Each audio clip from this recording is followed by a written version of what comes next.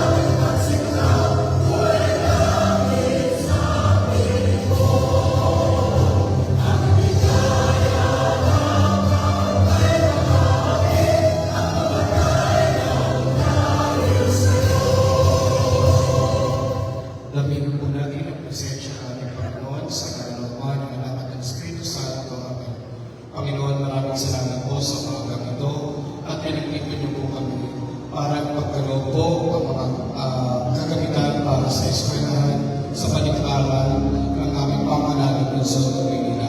Patuloy niyo pong ingatan ang aming punong lungsod, Mayor Isko Moreno Domagoso, kaibigan ng aming kalawang punong lungsod, Vice Mayor Gia Atienza, at ang buong SDO Family ng lungsod ng Maynila. Ang lahat ay tinataas namin sa matamig sa pangalan ng anak ni Jesus, na bubuhay na lahat ng magkasawalang hanggan. Amen.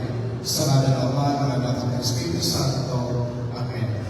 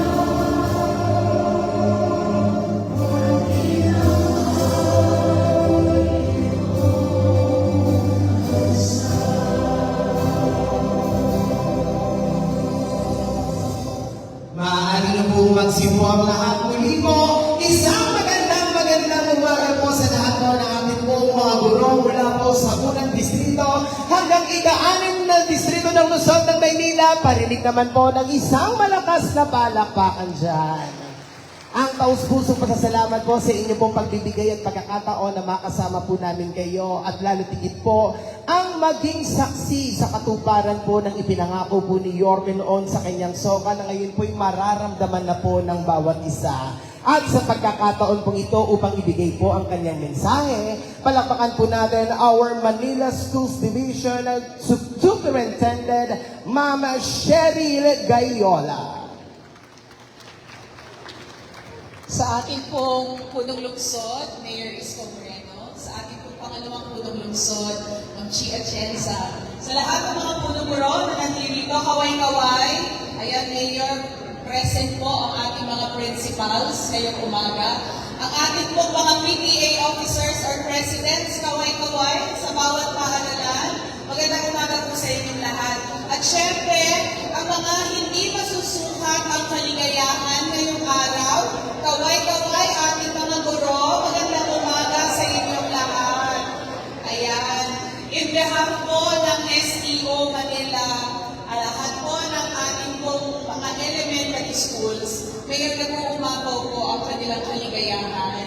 Kasi alam naman po ng lahat, hindi lahat po ay ma-enjoy ang ganitong benepisyo, hindi po ba? Kahit pa sabihin natin na sa buong NCR. At alam ko na gagamitin ng bawat guro ang kung ano man ang matatanggap nyo ngayon para mag-improve ang learner performance. Tama po ba? Ayan. So yan ang ating commitment. Kaya po tayo binibigyan, hindi lang po dahil sa inyong personal na pangangailangan, kung hindi inaasahan na ang pakinabang nito ay aabot sa ating mga estudyante. Kasi talaga namang sila yung ating misyon sa kung ano ang ginagawa natin sa Department of Education. At kami po ay lubos na nagpapasalamat sa ating pong lungsod, sa inyong pong patuloy na suporta sa edukasyon bilang bahagi po ng inyong prioridad sa ating pong lungsod ng Maynila. So inasahan po ninyo na patuloy po kami maglilingkod para sa mga batang Maynila. Maraming pong salamat at magandang umaga. Maraming salamat po, Ma'am Cheryl Gayola. At sa pagkakataon po ito, ibibigay na po sa inyo ang dahilan kung bakit ngayong umaga ay sadyang napakasaya at punong-puno ng biyaya. Palapakan po natin ang ama ng lungsod ng Maynila, Mayor Francisco Isko Moreno Tomagoso. Maupo kayo. Good morning. Hi. Hello. Alala ko yan ang lagi niyo sinasabi sa classroom. Magandang umaga. Palapakan natin ang ating superintendent, Dr. Gayola, at kanyang mga kasamahang principal. Palapakan natin sila na ang ating singing vice mayor. May tinatago. Tago mo na lang. Magaling talaga kumanta yan, Vice Mayor Chi Atienza. Sa inyong lahat na nandito, good morning ulit. Today, nagsasama-sama tayo sapagkat kayo'y hinihila ko sa isang daan kung sa pagsasaayos ng ating mga pang-edukasyon programa. As you all know, since July 1 of 2025, when I assume, you've been hearing me messages, policy, vision of the administration towards 10 years. And lagi ko sinasabi yung salitang MBN. Yung iba na views, ano ba yung MBN? At ito po ay tatlong letra na isang konsepto ng pamamahala kung paano pinatataas ang antas ng pamumuhay ng tao, mamamayan o kanyang nasasakupan. Ang MBN ay ibig sabihin minimum basic needs. Ano nga ba ang mga nakapalo sa minimum basic needs? Housing, education, healthcare, jobs. These are the things that I personally, since then and today, and it will be tomorrow, na pamamaraan kung saan ang mamamayan, yung kalidad ng pamumuhay sa kanyang pamayanan ay pinupuhunan ng kanyang pamahalaan. Kaya po, bagamat tayo tukod na tukod, talagang gusto. Si Judith, best friend ko. May Judith sa Meralco, may Judith sa internet, may Judith sa tubig. Pero ang lahat ng bagay niyon ay bahagi ng gastusin sa pamumuhay. So, ibig sabihin, ang gobyerno pala is parang buhay din. Araw-araw gumagastos tulad ng tao. Whether you like it or not, whether may income or not, whether sapat or not, may tosgas para mabuhay. Kaya sabi ko, in what way, pwedeng gumaan, karoon ng breathing room ang mamamayan. That's why I invested, despite of the lack, minimum resources, whatever is there, whatever is left, and whatever is going to have great portion of our resources will be dedicated to MPA. And I'll tell you why am I doing it? Bakit ko yun gusto ko na? Tingnan po ninyo kung tama ba. Please correct me if I'm wrong. And I won't mind. Ang isang pamilya, kapag may maayos na masisilungan, may kapanatagan sa pamilya. Umulan, bumagyo, magkaroon ng dilubyo, may masasabi siya sa sarili niya, mahal mo yan. At hindi ka natatakot na kakatuwin ka nung nagpapaupa sa'yo. Kasi Judith din ang pangalan nung nagpapaupa sa'yo. At kapag ang ama ay ina, may trabaho, may kabuhayan ang pamilya. At ang bata, pagising sa umaga, papasok sa isang maayos na pasilidad, pampublikong paralan. Kapag ang buong pamilya nito na napagin, na bilang halimbawa, ay siya'y nagkasakit, may maayos na ospital na pupunta. And, I don't know, ganun din ba umiikot ang buhay ninyo? Ising sa umaga, pasok sa trabaho, sana walang baha. Kasi puro alipo ang inaabot pag nababaha. Malusog na pangakatawan.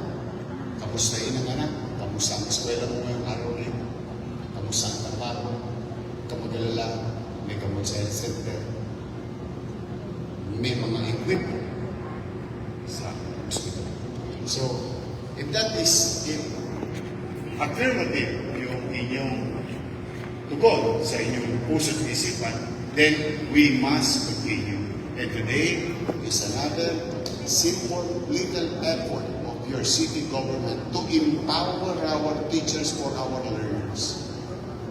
You will prioritize in terms of expenditures ng inyong pamahalaan. Why? Kaya naniniwala ko magagaling naman kayo. Bakit hindi? Kaya ako yung private.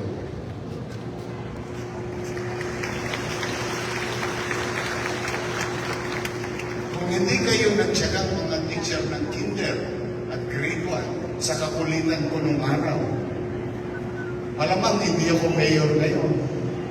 Because I, one of many, is a mapansin ninyo, yung teacher ko si Mr. Sabado, binigyan ako ng 75 sa English. Pero ngayon, pa-English na ako. Charot. Pang 5 minutes lang yun. After that, finish or not finish, pass your paper. But see, imagine today with the tools, equipment that it can bring to our students. Kami nung araw, isa talagang lahat ng an-an aabutin mo. Kasi pabubura sa iyo ng teacher. Although voluntary. Ako, nagbo-volunteer ako lagi kay Mrs. Laseste. Kasi pang GMRC ko yun nung araw. Sayang yun eh. Alam ko nung araw. Pero, katulad yung naririnig nyo ngayon, or nangyayari ngayon, balik eskwela.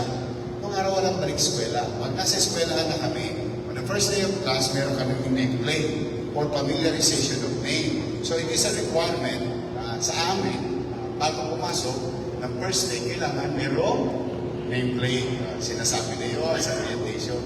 Tapos, after that class, sabihin ko, class, ilang buwan na malikabok ang ating classroom. Takbo, hindi naman kumikintab na itong mapulang semento natin. So, the following day, we were asked to volunteer. Volunteer. Magdala ng drawings. Bunot. At basahan. Yes. So, kahit na ako naman, siyempre, ang pang ko lang, 50 centimos. Pero yung 50 nung araw, nakakabili ng palitawan. Yung palitaw, malakas yun. Mabigat sa tiyan. The thing is, dahil wala naman akong pambili, at hindi ako mabibili na rin, ang ginamit ko, physical donation. So, lagi ako nagpupunod. Lagi ako nagpupunod. Kaya, ang GMRC cream ko, nubenta. Bumait akong bata. Dala ng circumstansya marami. Siguro na iba-iba ako na nakaluluwag sa buhay. I really don't know. I'm just telling you experience that through the initiative of teachers, through the guidance of teachers, consistency of teachers, and love and compassion to their students, ito po ngayon sa harapan. Produkto nito. Pwede pala.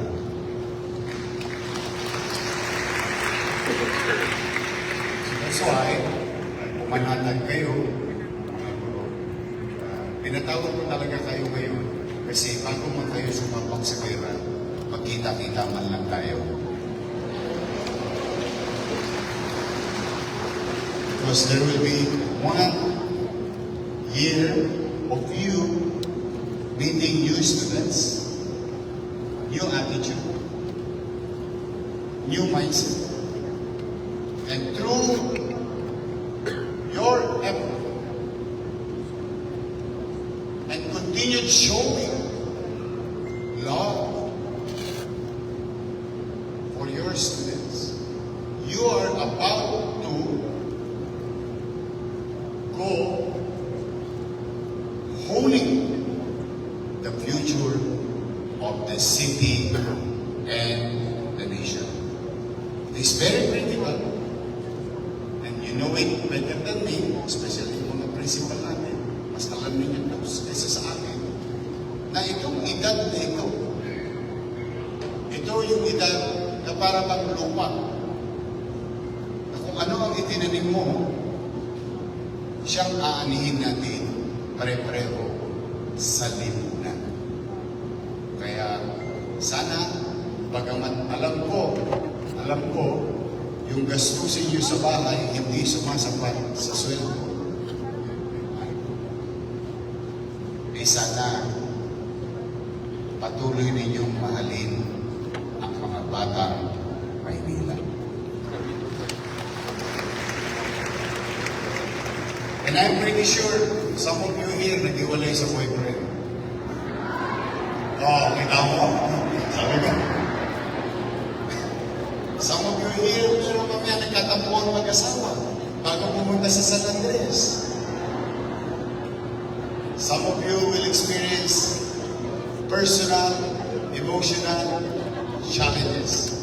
And that affects the workplace. No? Don't worry about me.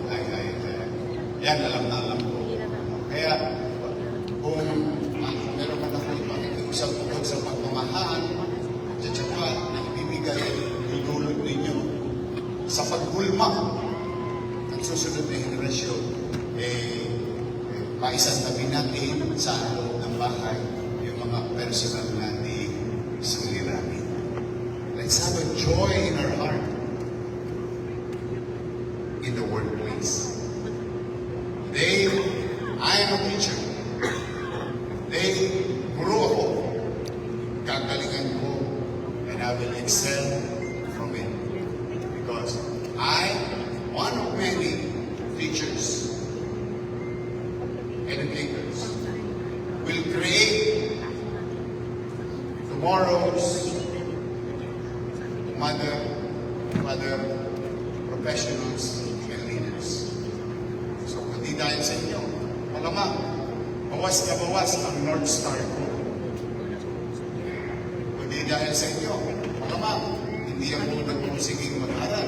Kasi when I'm about to give up, and I'm going to share this, this is my secondary times that I'm in high school ako nito, I'm about to give up. I swear, yung papasin yung parang tibay-tibay ko. Hindi, lahat tayo may kahinaan at may hangganan sa buhay. And I'm gonna experience you. I'm gonna tell you my experience about yung hangganan ko. Sabi ko, walang tigil tong hirap na yun. Gising sa umaga, pasok sa panduhay, pagdating ng alas 2, labas na side ka, umulan, mapagyo, titirik ang araw, tiklop sa alas 7, boundary, kita, buka sa eskwela ulit, and so on and so on. Tapos hindi ko man nabibili ng bagong brief. Ang brief ko, tumpukan, de colores. Isa rin ko, Casey lang to, Casey Pente, kaya wala kang bagong t-shirt. Side A, side B, wagar. Wagarter. Kasi nauhulog na sa short ko yung brief ko eh. Sabi na namin, hindi naman nakikita yan eh. Then I thought, sige na nga, mag-full time bago pa pala yun. I got frustrated kasi nag-apply ako sa Jollibee. Larry, sabi ko, tigil na ako. Ayoko na. Graduating class ako. Mga 3 linggo, higit 2 linggo ako hindi pumasok. My classmates and my teacher directed my classmate to look and find me. Kasi pinipilit akong papalakihin sa eskwela. So sinundo ako sa bahay. Talagang ayaw ko na. Then my teacher said, di bali, mag-alala. Sabi nila, hindi ka na pumasok. Pumasok ka na sa Lunes kasi sa Lunes NC na. Alam niyo, NCE. Pag hindi mo nakuha yun, hindi ka makakapag-kolehiyo. Tama. Pumasok naman ako. Just for the sake of listening, the effort of my... I'm telling you, this is done by the teacher. The effort. Kasi pumasok ko, siga-siga ako sa quadrangle eh. Lumagoso! Nabuhay ka na! Yun, gano'n pag matagal kang absent. Bida ka sa eskwela. I mean, sa classmates mo o sa class. Hindi, sabi lang, may NC na. NC na ngayon. Wala ko review. Awa naman ng Diyos, naku. After few days, lumabas ang NC. Nakapasa naman ako. Partido, wala pa rin yun. And very memorable ang score ko. 69. Kasi 3 equals 1 eh, di ba? 3 correct answer, 1 point. Parang 300 questions yun eh. But, see what you can do. See what you can do as a teacher. Then, nabuhay muli, nag-alam muli ang aking pangarap na makapag-aral at maging kapitan ng barko. Yan talaga ang pangarap ko, maging kapitan ng barko. Kasi, alam mo naman doon sa lugar namin, sa Mabuhay Street, noong 1980s, dalawa lang naman yan. Pag babae ka, punta ka ng Japan, yayaman ka. Pag lalaki ka, dalawa lang ang pupunta mo. Magsiman ka o mag-Saudi ka. That's the way. Pero kung magsisiman ka, kailangan edukado ka. Kailangan ka tapos na Bachelor of Science in Marine Technology and Bachelor of Science in Marine Engineering. Ang kinuha ko ay gusto ko yung Marine Technology. Yun yung nakaputi. Pogi ka na, tapos ulit ka. Kasi yun yung upper deck. They call it the upper deck. And then, faith in learning. And so on and so on. So I don't want to bore you with stories. But these stories, or story, it happened to one of your students and brothers. Paano pa kaya yung hindi natin naririnig na kwento? Kaya, bagamat hirap na hirap kayo sa pamumuhay, at minsan kulang tayo ng kalinga sa pamahalang ating pinaglilingkuran, huwag na huwag kayong susuko sa amin. Kasi susuko kayo sa kapulitan namin malamang. Baka kami na pariwara. Dahil ang teacher, I, as your student, look at you as our second parents. Mas matagal pa namin kayong kasama sa loob ng 24 oras. Because we need to stay there for 5 hours. When we go home, wala magulang namin. Dala ng nasa trabaho. Kaya napakalaga ng guidance ng ating. Now, here we are today, meeting each other, and I wish you all the best for this year. I wish you, most importantly, yung kaya ng tao, kaya ninyo, isasyaran ko nito. Papasanin ko. Yung hindi ko kaya, kaya na lang ang wish ko sa iyo. Good health for this year.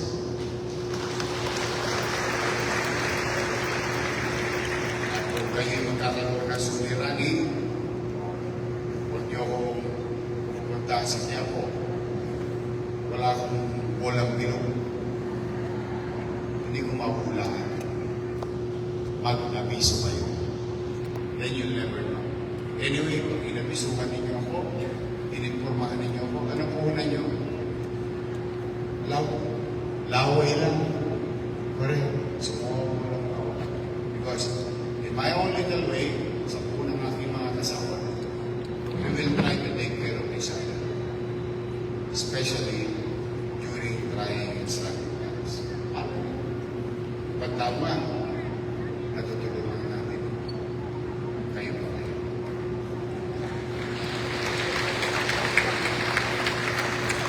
So, good luck. Excited kayo? Talaga? Walang-walang? Sorry? Ang sincere nyo. Now, today, we can proud and honestly say that through the leadership of Ma'am Gayola and your principal, collaborating, working hand in hand with the local government, please, we can honestly say, in there, grade 1, fully compliant ang City of Manila. As I have promised in SOCA, ng first state of the city address ko, today is a fulfillment of it.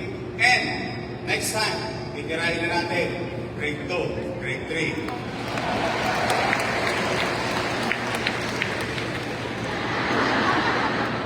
Pwera usog. Oo. Wala na ako dati eh. Pangarap lang ng direksyon ko eh. Ba't kagamihawa ang Diyos? Diba? Makararangos tayo. Makatatawid tayo. May awa lagi ang Diyos. Eh, nangyari nga ito eh. So, this made possible through your SDO. Palakpakan natin, the SDO family. And we will continue to develop our school board in line with the national policy, national direction, and may tenga sa lupa. May tenga sa baba. Nakikinig sa kanyang mga kasamang naglilingkod sa taong bayan. Ang regalo ko ngayon, meron pa ako isa.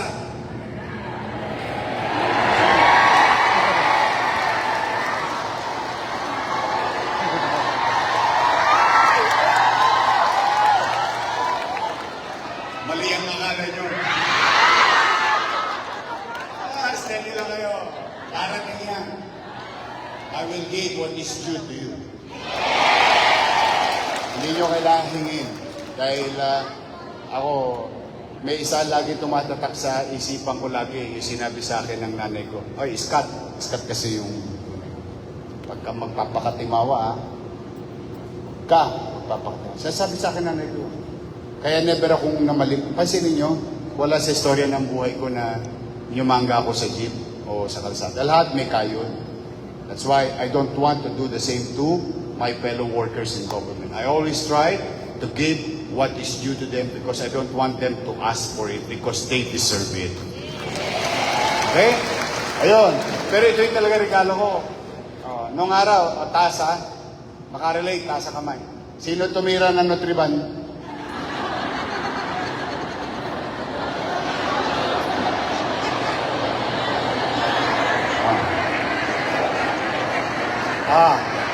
I will address this to yung mga tumira ng clean.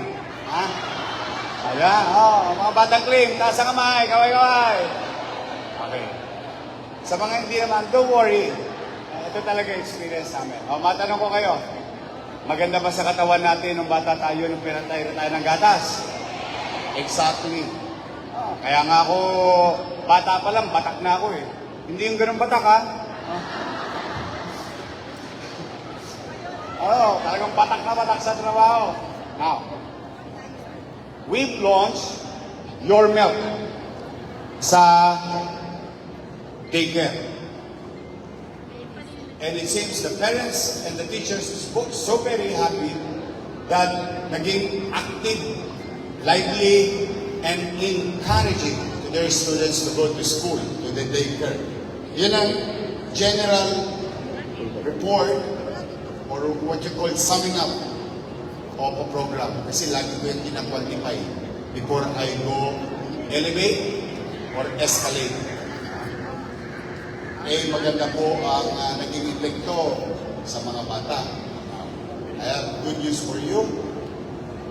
From 21,000 students who received 3 months, and 3 times a week. Nung araw tayo, isang linggo lang, ganyan mo ko sa pad paper mo, diba? Roll gagawin ng cold na. Tama! Also, but with the help of your school board, kasama si Directora Viola,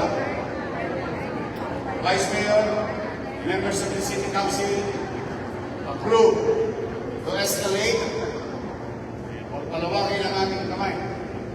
Ngayon pong June at first week ng July, ang inyong mga learner na mag-aaral, magkakaroon na ng Your Milk.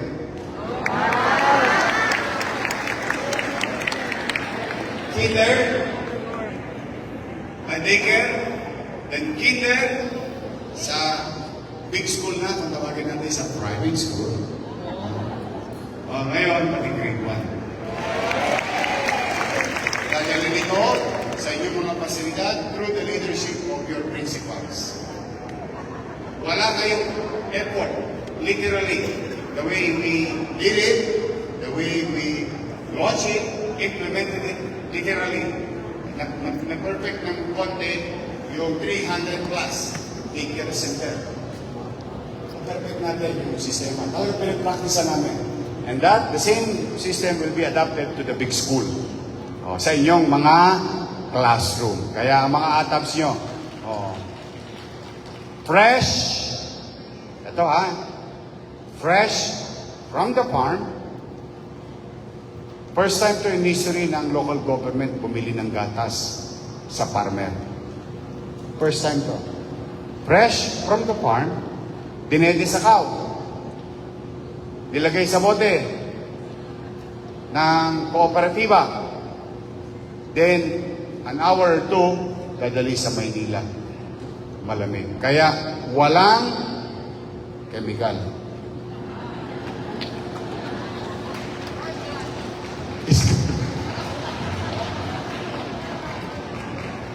Yes, it's gonna happen. Because I want to reinforce your learners in a nutritional approach naman ng CP. Kaya, abangan niyo yan.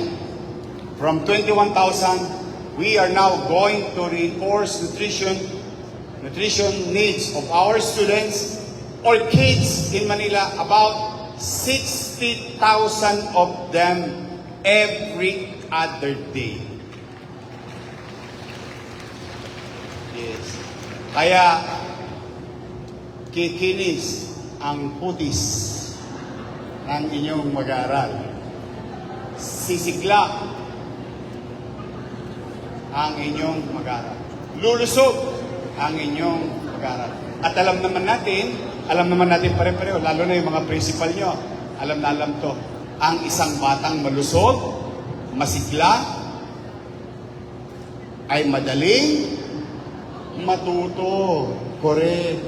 Tandaan natin, ang isang batang malusog, masigla, ibig active, ay madaling mag-adapt dahil madali siyang natututo. Tama ba? Okay.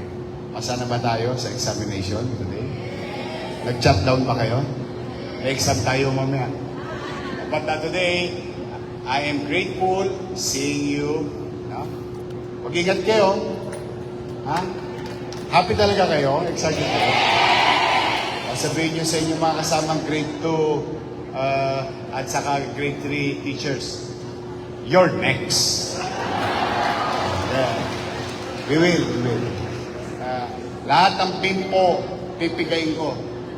Pag may kumatas doon, sasalukin ko. At ibabalik natin sa taong bayan. Ha? So mag-iingat kayo. Kayo ba'y namasahe papunta rito? Wait. May eskwela naman. Namasahe kayo? Okay, naglalayo. Hindi kayo mawawalan. Hindi rin kayo magkakaroon. Hindi. Meron kaming something dyan. Ayoko naman kayo mag-abono.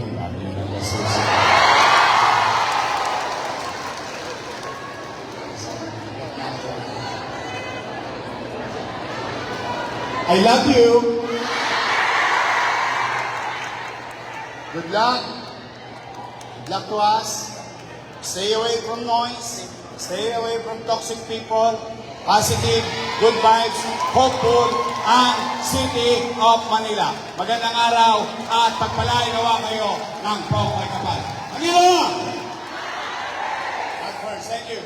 Maraming salamat po. Vivo, palapakan po natin your face to Moreno Lumagos. Sa pagkakataon po ito, tawagin na po natin yung ating po mga piniguro para po sa ating ceremonial meeting po. Ang ating po mga principals, ang ating district coordinators, Ma'am Rosita Villarreal, Maria Elena Mercado, Ma'am Ian Estisig, Ma'am Edita Lopez, Ma'am Minerva Rosco, and Ma'am Marites Lalbaques para po sa ating ceremonial. Ako na konti. Dito rin po tayo yung ating po ang ating paguro upang saksihan ang formal na pagbibiling po ng ating po mga TV and laptops para po sa ating mga kindergartens and very important teachers.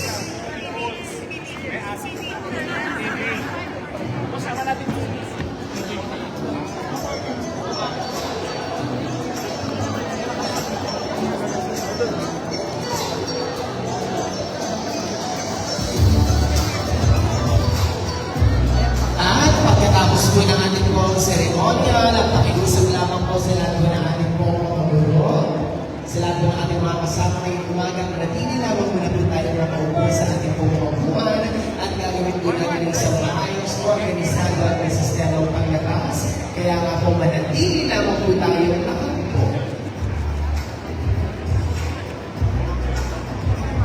At huwag din po tayo maalis sa ating pong mga upuan. Muli po, palakpakan naman po natin ang ating minamahal na ng lungsod ng Maynila, Yorme Isko Moreno Doradoso, hindi po sa ating Team Vice Mayor Chief Pienza, and of course, our SDS, Ma'am Cheryl Gayola. Isang malakas na palakpakan naman po dyan.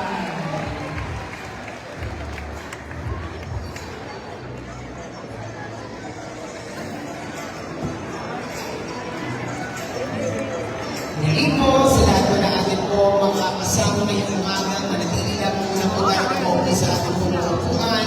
Wala po leads. Para po sa ating pong maayos at organisado mga pamamahagi din po mamaya ng ating po mga laptops and of course yung ating po mga TV. Yun po mga sumali sa ating singing contest, dapat lamang po kayo may nagawal doon para po punin namin yung mga consolation prizes and of course yung ating pong brand winner.